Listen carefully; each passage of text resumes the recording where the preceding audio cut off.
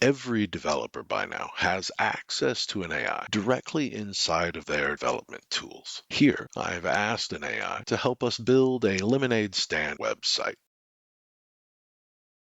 and it does a pretty good job. I ask 3 times in this example to build that same website, and 3 times I get 3 good results. They're all a little bit different. They're different on disk. They're different file names. They're organized differently, and their code is different. Now, if these were 3 humans, we'd have 2 great options. We could send all 3 to training, or we could have the best one teach the other 2. So let's play both of these out. Here, we're going to bring forward an agent file, a special kind of file for VS Code that allows it to show up inside of our development tool. When we select this agent, it's as if we trained the LLM on the things that are important to us. I asked it to manage a couple of files on disk and provide it a bit of local session state. I also asked it to make sure the developer or user answered 4 specific questions before it was willing to scaffold the project. The 4th question is, does the engineer or user like the color pink?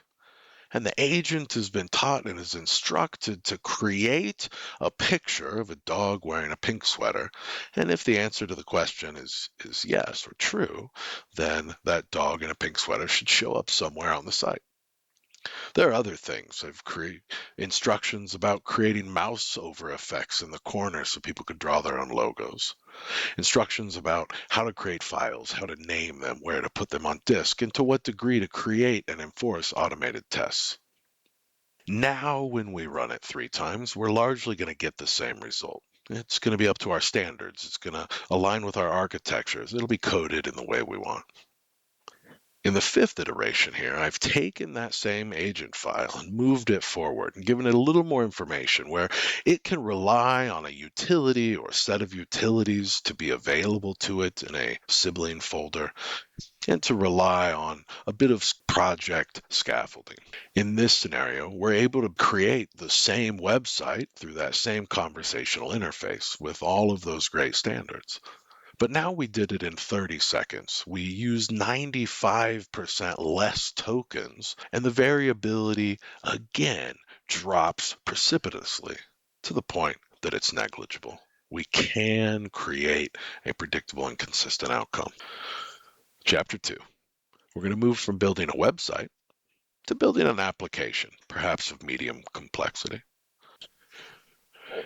As anyone might today, we might begin presenting information that we have, defining the project, the ideas. And if we're wise, we're going to ask her to help us build a plan. Let's build a product backlog. Let's consider our ideas before we begin laying code. I like to present, as you see here, a sample project or projects, reference architectures, and a dump of transcripts, meeting notes, loose napkin drawings, and do some rapid prototyping. Before long, you find yourself over here, a combination of reminding her how to behave and corrective actions, updating ideas and information, providing feedback from runtime, talking about formats and continually needing to hit continue and feed her the ideas of audit this and make sure we follow these rules and make sure. We don't want to do this. This isn't fun. This becomes tedious after the novelty wears off. So let's look at another pattern here, the error-driven orchestration, and let's leverage it to help us, in this case, begin to think about ways we could build a product backlog in a more targeted, step-driven. So what we really need is some way to instruct a multi-step, multi-file workflow. And we'll look at some ways to even automate that in a sense to run it consistently. Because we came with some built-in intelligence and picked the auto prompt agent file, we were able to step right into executing a workflow where the runner looks at the steps, looks at the current work item in progress, does some self-evaluations on what step it's on and if that step is concluded, And each step, each file, one by one, self-evaluating, often self-improving, is able to take these discrete moments where we don't solve the whole system, we just solve the one step. And we solve it to the degree and to the tune we're after. This has nothing to do with software development. These file-based, multi-step orchestrated workflows can go on to process documents, digest things from the web, execute other systems, and evaluate them. I've got some of my favorites, just chat. It just talks to itself, and maybe you have four authors argue with each other about the advice they would give you over an article you wrote. It's very cool. Now we've brought in some additional pressure. We brought in that agent file from a prompt catalog. And inside of that prompt catalog, we had these agents. We had some of this built-in intelligence. And so very quickly, we're able to generate a rapid prototype that speaks to our interests. And when we turn on this particular pipeline, it found those drop files. It began to ingest those drop files. It began to track its progress through working and agitating and shaking up all that information you dropped into the front, into the chipper shredder, and began to build out a straight line product backlog, or to your own definition, the types of artifacts you're after. If we take a deeper look at some of what's going on with the AI Dev Bridge and the extension that is activated, we can see it has begun bringing in and automatically synchronizing my license file. And then from my license file, it's begun synchronizing my repos. And if we run the back-end system that comes as part of that extension or running service, then we can begin to take all that exists in the product catalog, search across it, and begin to build these local project named collections, where thin slices of the right amount of that global product catalog are able to then be toggled between. You can begin to create through refinement, and then dynamically it can help you to create these prompt catalog named local collections. And we get to agents, right? And by enabling agents, you're actually deploying higher order levels of instruction and intelligence that can carry with it payload and packages, utilities, and more.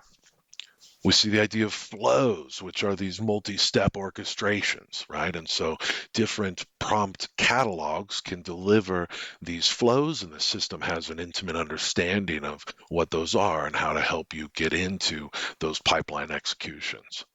We could see our licensing file and look at some of the information in those packages. If we had prompt text files, we'll talk about later, they would be available for edit directly inside of here. And similarly, the straight line product backlog, the straight line project management methodology, has visibility in there where you can see movements within that system that are taking place on different machines. So we see that those agents we enabled have become available within the system.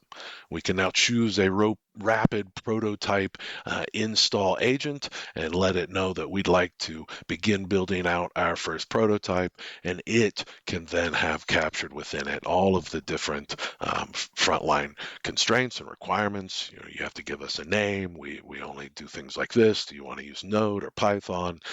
And eventually then create something with you. I stand corrected.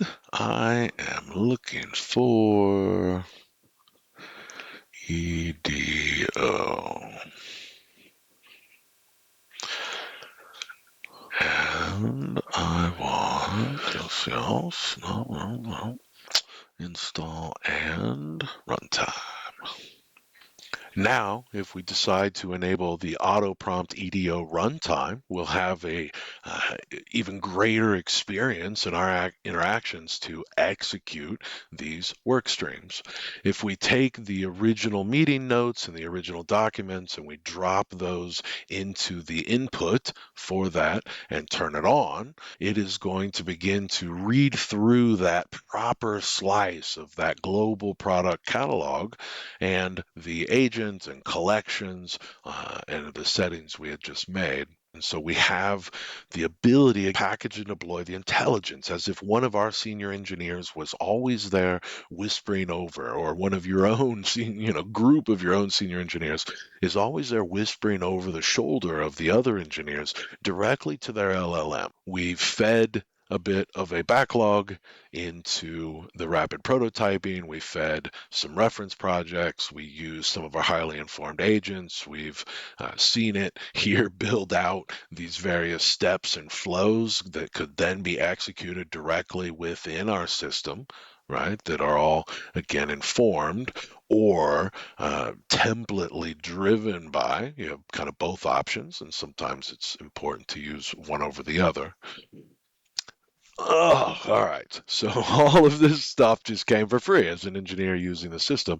This all just is happening for me pretty easily, and it's all delivered through that VS Code extension in this particular experience. We did tell that agent to maintain this project state file so that it has this local ability to maintain thoughts over time and persist its own efforts to work things through full conclusion, which is fantastic. And again, a great example of just how mightily we can deploy and inform the intelligence directly to that end user.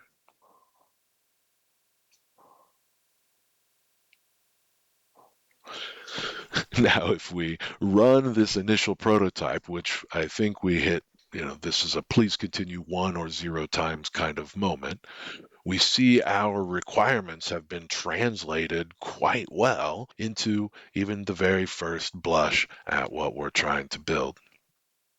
The system is not fully functional. It does not yet know how to actually send those email-based SMS messages to the individual users, but it has allowed me to move 100 pages worth of as a user I want statements down the road, and it did so in just a few short minutes.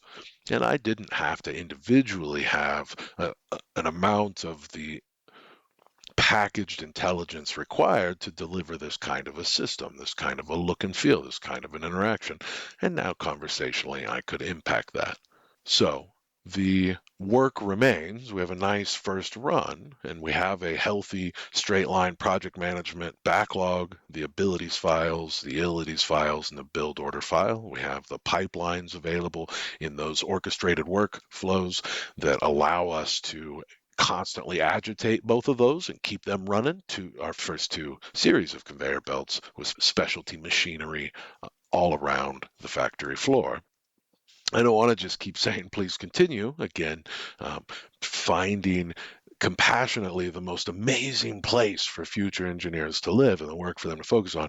It is not saying, please continue. And if you do that math across the org, again, could be both demoralizing, not fun after the novelty wears off, and not what we want. So let's take these conveyor belts and let's add electricity and let's add little switches that you can turn on and off each station when that is the right thing to do. As that work stream has continued in the background, we can see this specialized orchestration progress file has been helping it to maintain its state. We can see how certain systems ran multiple times until their progress reached 100%. We'll see later where certain systems actually were rerun as backflow was applied to push uh, the system back towards a previous step when new information is learned or quality has not met up to standards.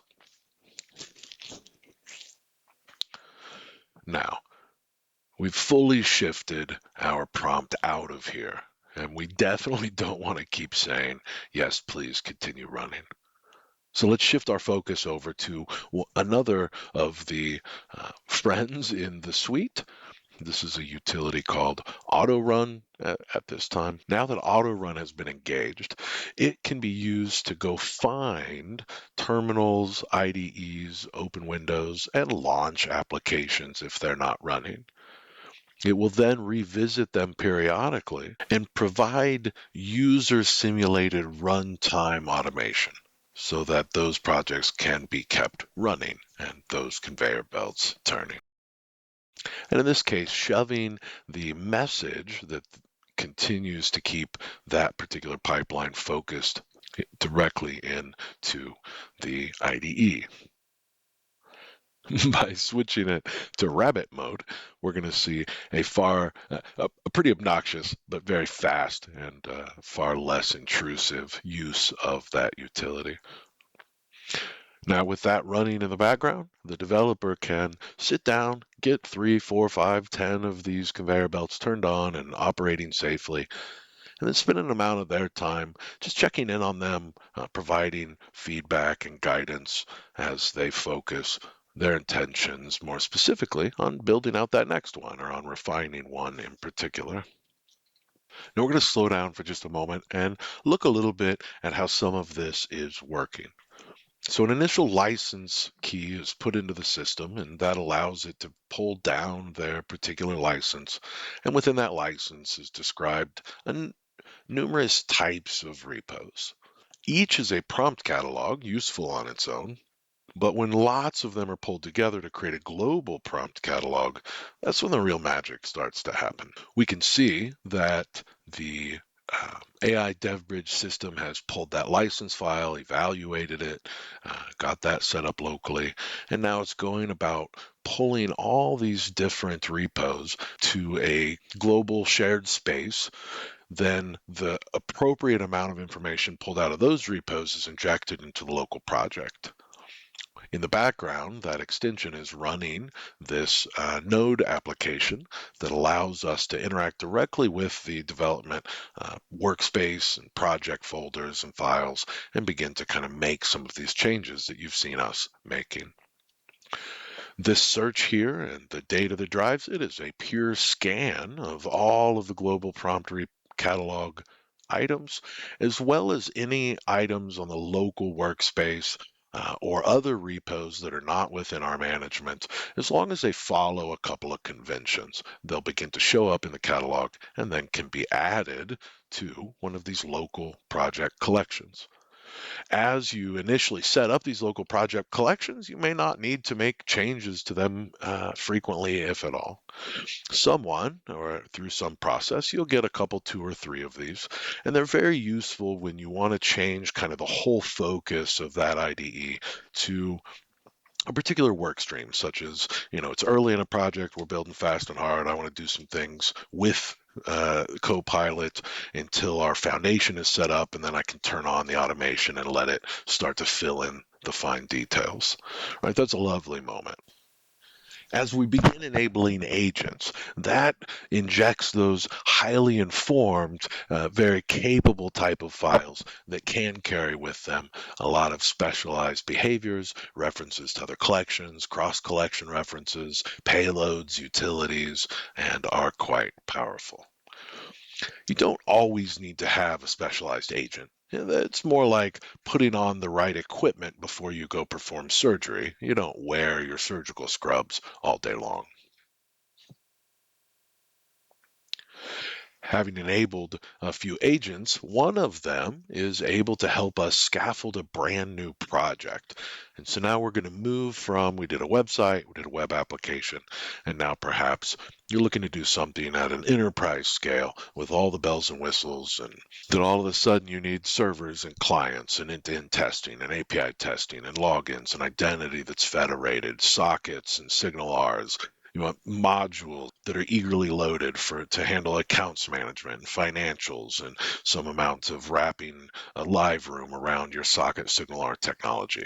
And you want lazy loaded modules that are rich, full, independent, powerful modules. Once built with effort, these become little more than picking the right book from a shelf.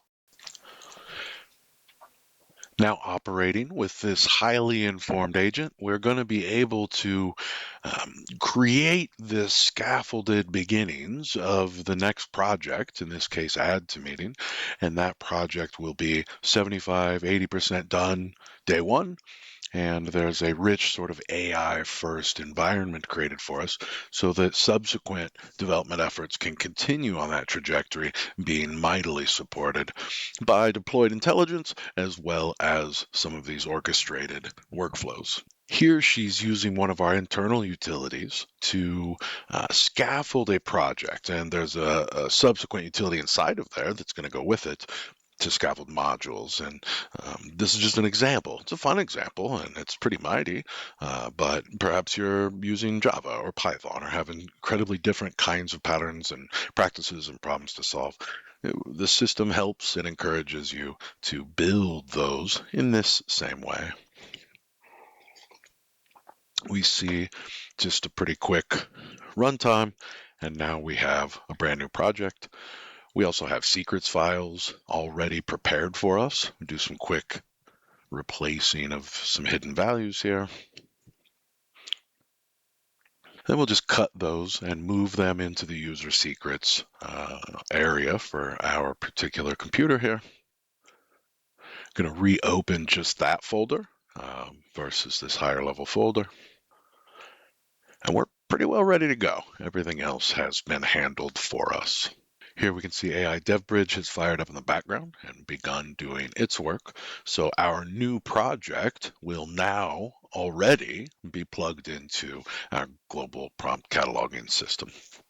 We're going to drop right into the Aspire host called run. The first run will take a little bit longer. It's going to set up a whole bunch of databases. It's going to set up a whole bunch of the system for the very first time.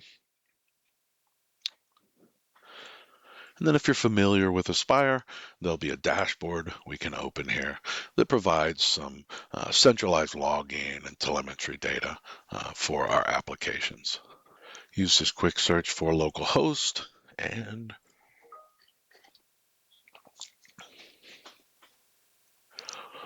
here we are at the Aspire dashboard. Our brand new project is already set up and ready to go. Redis is available to it. Multiple API endpoints that represent each of the modules, Blazor server, identity server, SignalR server. We're already set up to handle federated identity and role management. And we see some very thin, very simple initial routing, initial endpoints, initial configuration has already been handled for us. If I go ahead and register an account,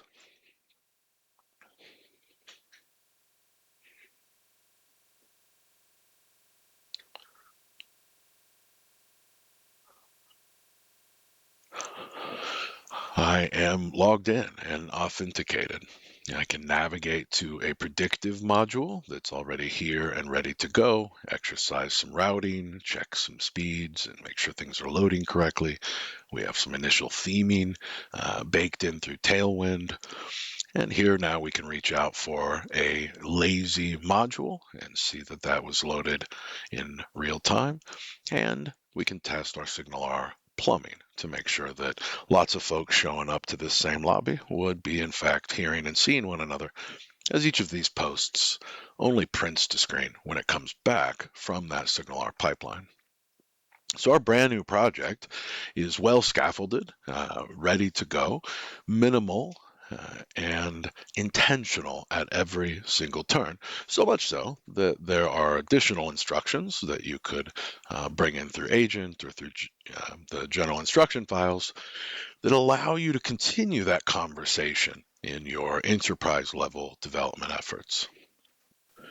Continue keeping an eye on AI DevBridge running in the background is one of the many things it's doing for us.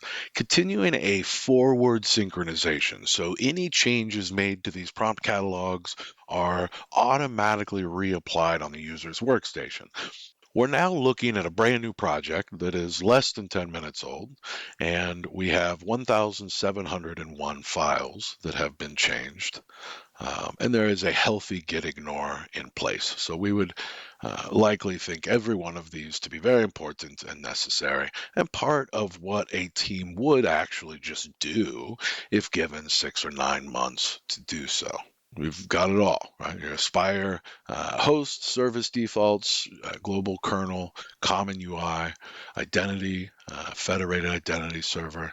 We've got SignalR and socket management modules, aggressive and lazy. We've got client UIs, server UI, and Maui package wrapper to give you the whole suite. Why not? Maui hybrid Blazor. And these required modules that are portable can be moved across multiple projects. Lazy modules, same way, easy to plug in, easy to add, easy to remove. Now, let's take a look. If we stage all of these changes, let's grab a little more intelligence from our prompt catalog. We can set our licensing key and we can launch the browser.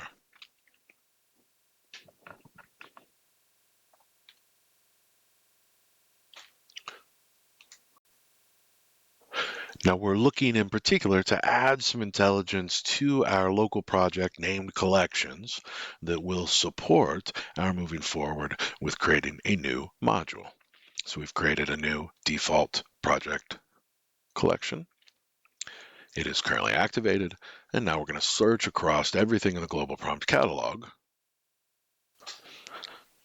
and add a little bit of generalized intelligence to and through our named project collection that is active here called default. I could refine that to the individual pieces that make it up and remove some of those. Can work with the AI to dynamically create those. And we can move over here to agents. And there's what we're after. An operational create module scaffolder. So we come back in here and we see that just my interacting with that named project collection has changed 9 files that are within purview right now of our Git repo. We're managing those collections. We're managing what is enabled and disabled about a collection. We're writing out a variety of agent files that satisfy what has been enabled. The combination of soft language routing and self-descriptor and front matter and file references. We're writing generic instructions into Copilot that provide high-level understanding and generally the runtime and operational model of all of the things we're up to. When you're trying to do something clever and more specific, you'd use an agent. Here we see the markers create a situation where this file is co-managed between you and AI DevBridge. These changes I'm making at the top will persist even as these catalog entries change. All right, now if we stage those changes, we're back to 0 in the diff. We go back and let's just add one more item back to that catalog, and we see 5 files have been updated. Right, so this real-time set of changes, and our Copilot instruction file is co-edited.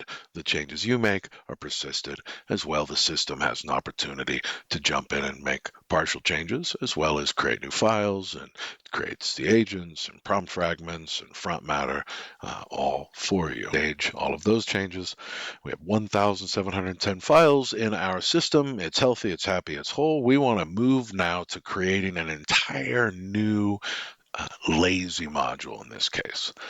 So we enabled the right agent because maybe we weren't as familiar with the right language or how to get there. And now we can answer pretty simply. Please help me create a module for do awesome things.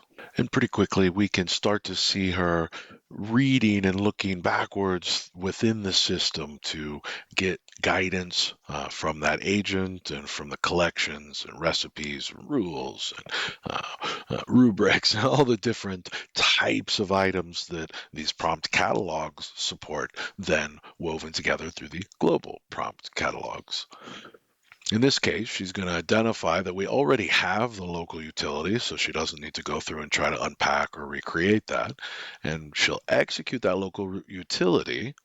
And you've seen several times here this trade-off between local automation and teaching the LLM it can leverage that local automation instead of relying so much so on the LLM to perform a lot of our more predictive behaviors.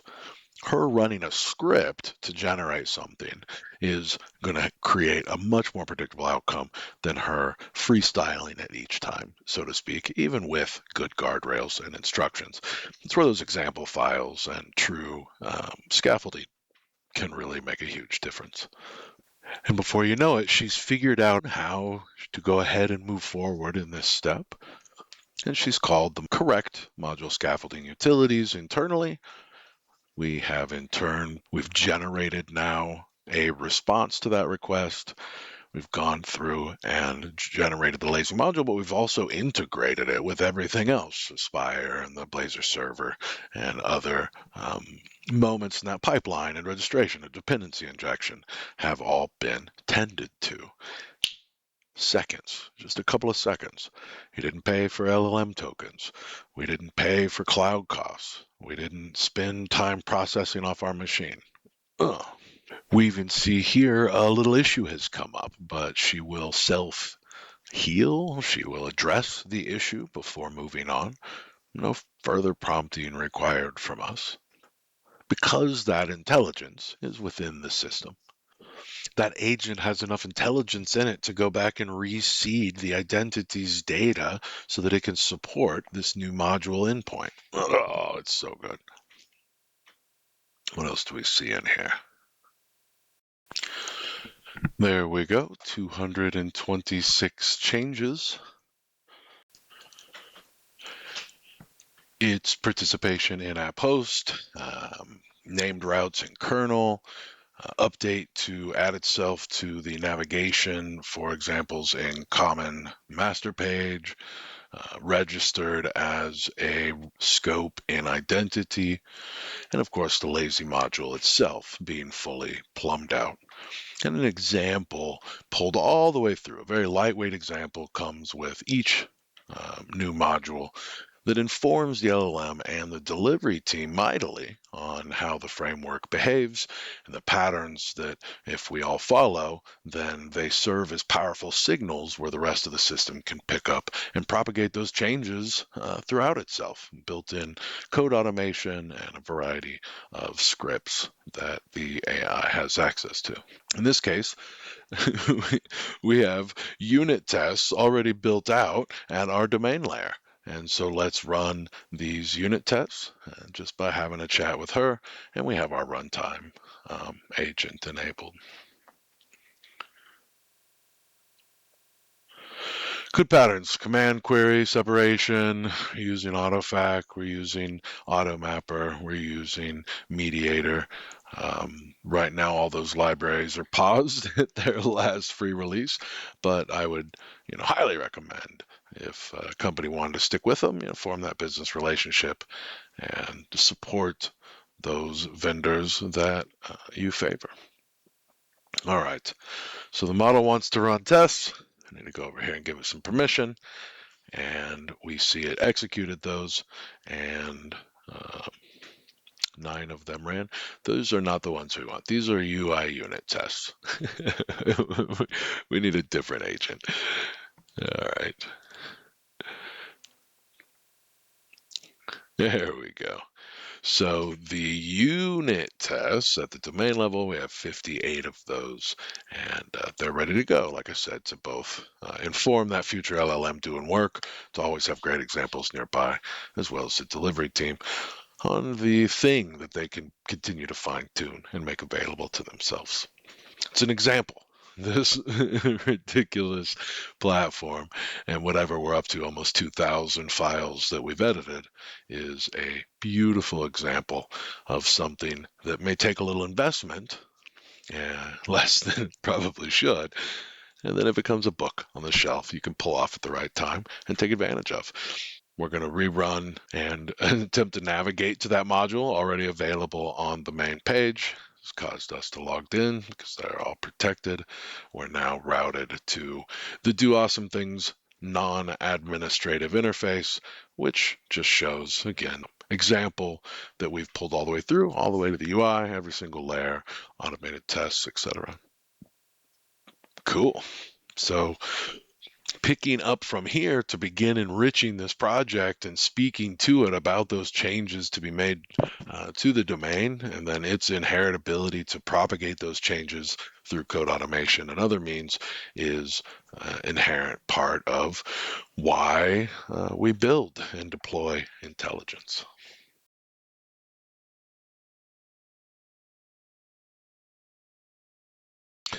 Oh my gosh, this has been so much fun, and there really is so much more that we will not be able to cover today. I want to make sure we do exactly one more.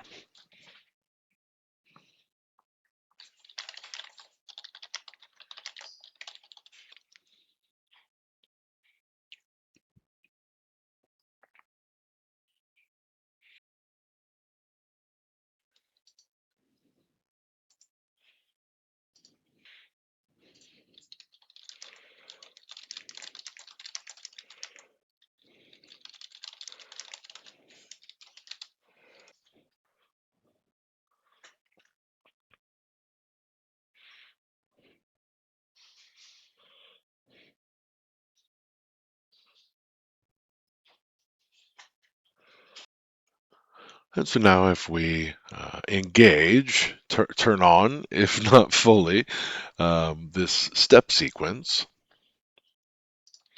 and we see the error-driven orchestration being based on these highly informative errors that are thrown by the various runners to highly inform the AI, LLM, what the next action it should take is. Is it time to move on to the next step? Are we doing a self evaluation on the progress of a current step? And by tapping into that error pipeline, we're able to get her into a cycle of going much further than you and I continuing to say, please continue, and her to keep focus on these small, healthy, discrete moments. Now, it's going to pull that text story forward and create a work item. Grumpy's going to say something. Opsy's going to say something. The reviewer's going to say something. I hope I turned off human in the loop. We'll see. If not, I'll turn it off. Uh, Discourse is going to push flow back to Grumpy and give all of them a couple of opportunities where they can read and hear from each other until they finally conclude on something. So, let's see here. Right, and we'll see what step she's on in here. We are just now through identifying that initial short story.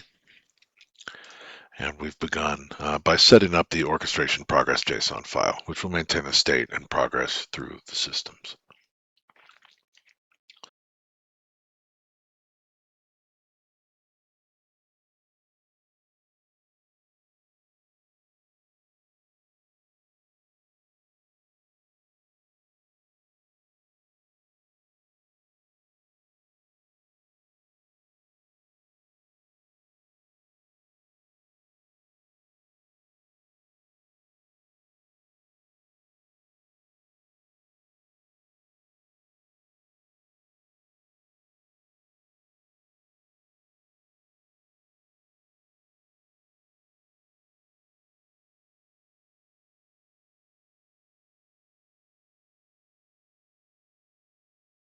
We didn't make it quite in time. I imagine we'll pick this up for the next go round.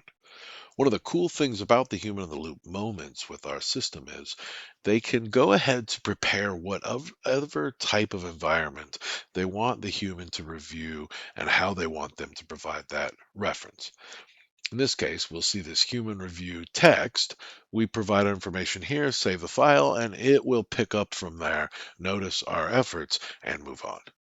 Could have been a CSV, could have been a form, a survey, could have been any number of things, but human in the loop can be super cool.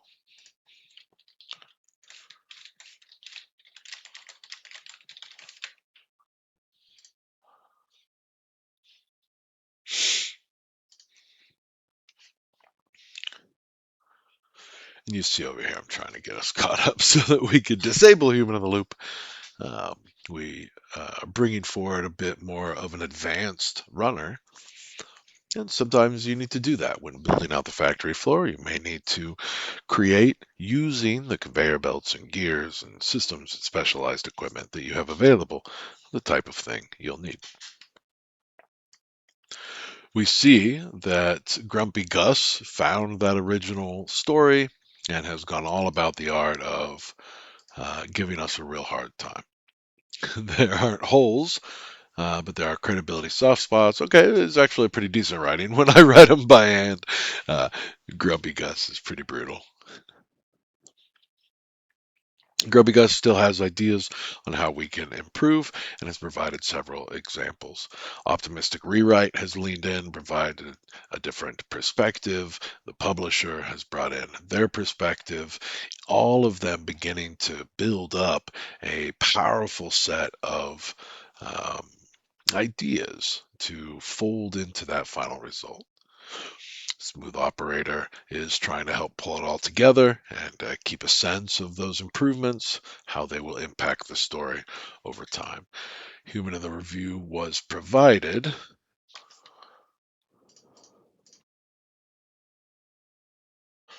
So we can kick it back off. Or if we had the auto run connected, it would pick it back up on the next cycle.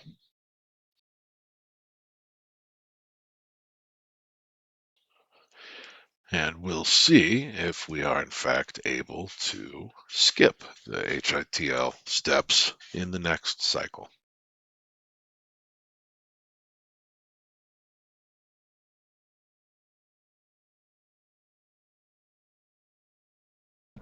Due to the creation and composition of these EDO structures and how the runner is interplaying with that error pipeline, we have a fantastic result where it ran through the entire sequence, multiplay against each of these authors to come up with the final result.